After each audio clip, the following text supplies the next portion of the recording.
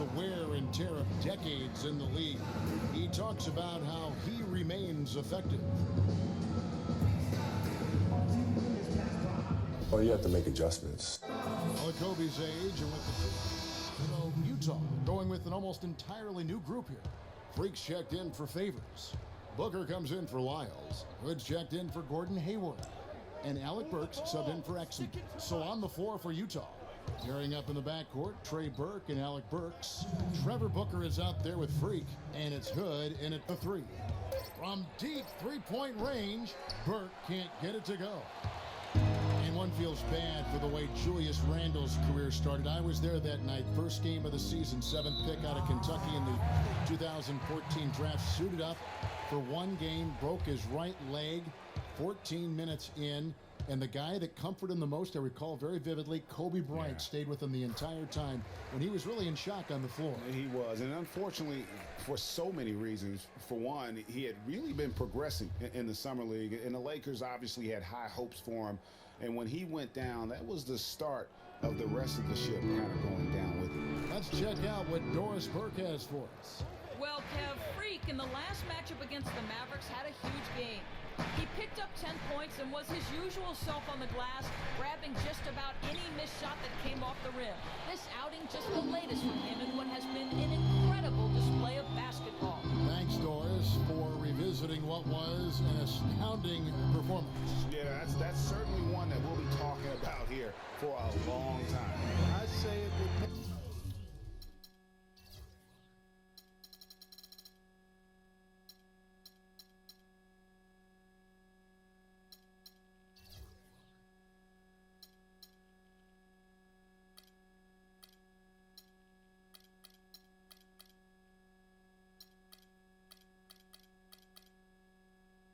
Take it to his greatest hit spot, no doubt about it. And you know, going back to Randle's rookie year, his troubles really started during medical checkups before the draft. They found a foot injury dating back to high school. The fifth metatarsal had been broken, which may be why he fell a few spots in the draft. They set the screen. Here's Black, and the officials whistle a foul on this shot. The bucket. It's good. He'll go to the line. And talking about Randle's rookie injuries, the Lakers were going to let him play through the foot.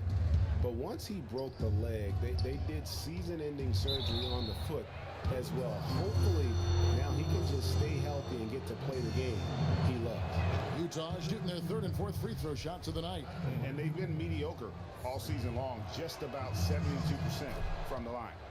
And guys, that allows their opponents to play very aggressive defense if they choose to, knowing it's not a bad thing to send them to the foul line.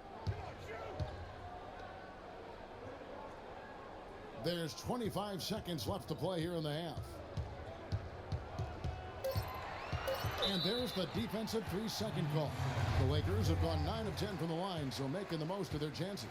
And their success rate on the season, right around 77%. And that's a little better than they did last year from the free throw line. And he shows the focus there, nails the technical.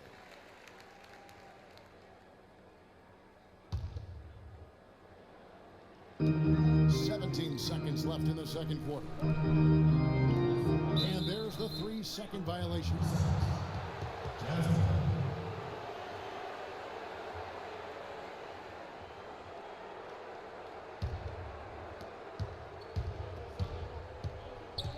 Here's Burke. He's had some playing time, but no scoring yet from him. And check out the bounce. Bounce to the ounce. Clark, how about that? Yeah. All right, You showing him said it, off Kevin. right there. Good move. You said it, my man. He's a highlight reel waiting to happen. And so that's the end of the first half. Lakers lead by 7. And now we'll send it down to Doris Burke, who's standing by courtside. Kevin, thank you. Roy, I know you have just a couple seconds, but in a nutshell, what's going to be your approach going into the second half? Well, we're just going to make sure we keep them off the board and keep them out of transition. Thank you, Roy. Kevin, over to you. Thank you, Doris. We'll be back after half.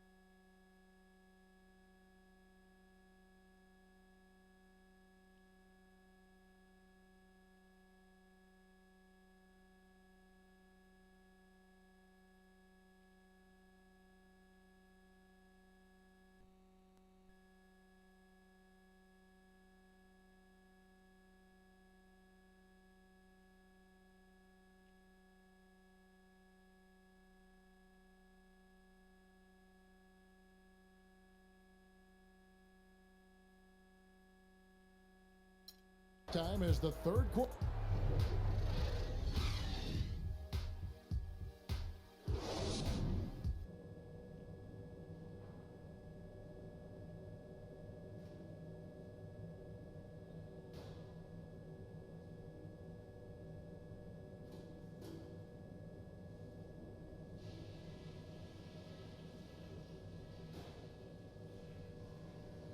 Okay, guys, let's talk about that first half. We've given this crowd way too much to cheer about. The second half is going to be played on our terms. You got me? Number one, we've done really well in limiting our turnovers. The last thing we want to do is give them extra possessions, and so far, we haven't. But that's just one thing we've done right. By no means have we been flawless. Okay, in terms of pace, let's keep... Now the second half about to start up and begin any moment. Up going with the new group. In the third quarter with just over 3.5 minutes off the clock. Jordan Clarkson is out there with Lou Williams. Then there's World Peace. Then it's Randall. And it's Sacre in at the 5 spot. That's who's in the game for the Lakers. And for a long time in the NBA, the stretch 4 was kind of the anomaly and not the standard. Now it seems that you are the rare power forward if you can't hit a 3. Very few traditional power forwards now in the NBA. And the technical free throw is good. And the Jazz making a change here. Hayward's checked in.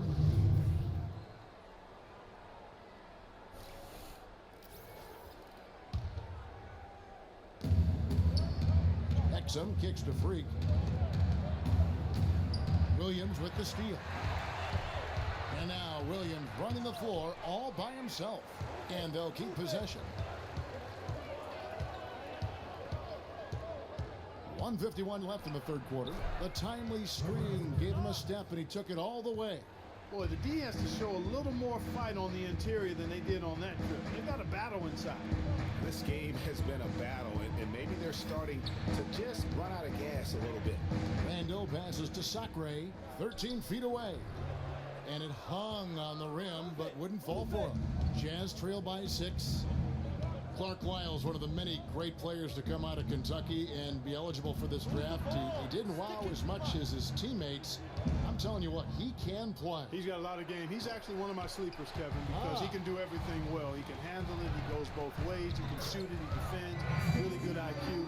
I like this guy as being a surprise producer as an NBA player. Exum kicks to Freak. No dice from 9 feet out. You know what? He's just stone cold right now. Really not sure if he's their best option offensively as they try to get back. Los Angeles will go for a different look here.